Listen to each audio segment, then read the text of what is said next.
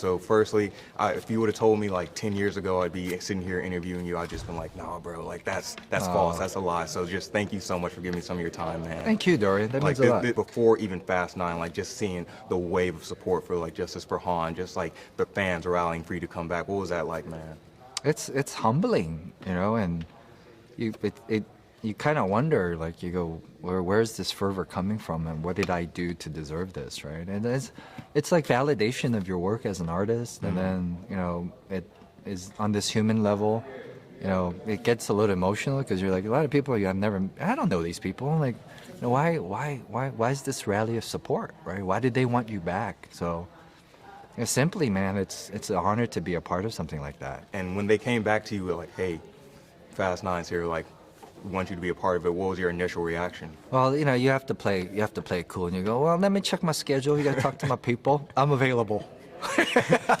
Yeah. Come on, it's like being invited back to a family reunion, right? So. Yeah, that was a pretty special call. And Fast and Furious itself, I feel like, is like the epitome of like family, whether it be your own blood or like not your own blood. So when you walked on set and when everybody was like kind of reuniting, did you guys have like that special feeling? What was that? What was that like?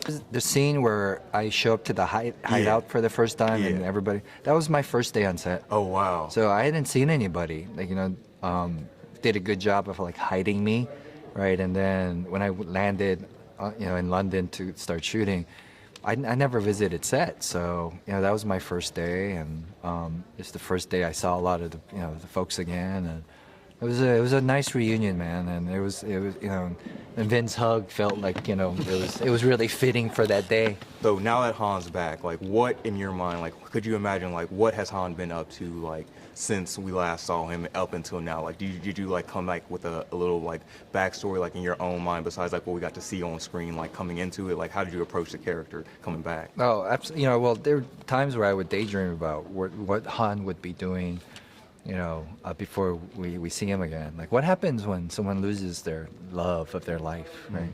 How dark do they go? Where do they go? How do they find themselves? How do they find the light at the end of the tunnel, right? And it was fitting that Han had somebody other than himself to take care of, and that's how I think it made sense for even him to like reappear. Like, what is his purpose? Right. Like, and it kind of to remind the audience that it's not about himself anymore. It's about somebody else. And what does losing someone you love? How does that change you? How does that change your perspective? Right. So it's a lot of stuff that.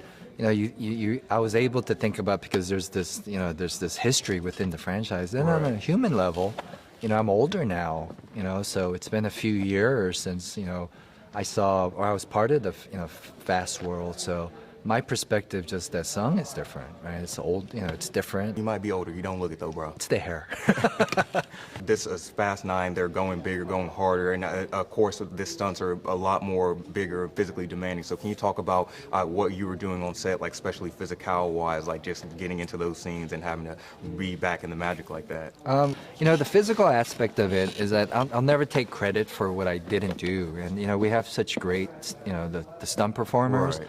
From my stunt doubles to the stunt drivers, they deserve all the credit, right? Like, I'm an actor and my job is to play pretend. So I pretend on looking like I know how to drive and do all the drifting and then the fighting too. I do as much as I can, but, the people that deserve the credit, and I put their lives on the line. Like, we always have serious like incidents on these films because this is the nature, right, of big stunts, right? So. They're the ones that make us look big.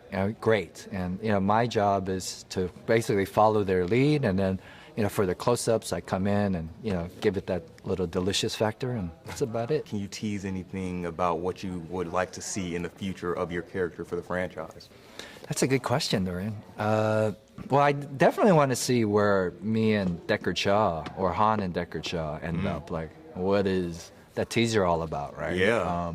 I'm a big fan of Statham as it is, so to be able to share the scene with, the screen with him and do something epic would be awesome. Hobbs, Shaw, and Han spinoff or something like that. I don't know, man. Maybe, yeah. Like the sequel. Works in threes, yeah. I don't know, man. Yeah. Like, I would love to see that, but all the Geeks of Color fans are so happy you're back, and we cannot wait to see what the future of Han and Song is with the Fast and Furious franchise, man. Thank you, Dorian.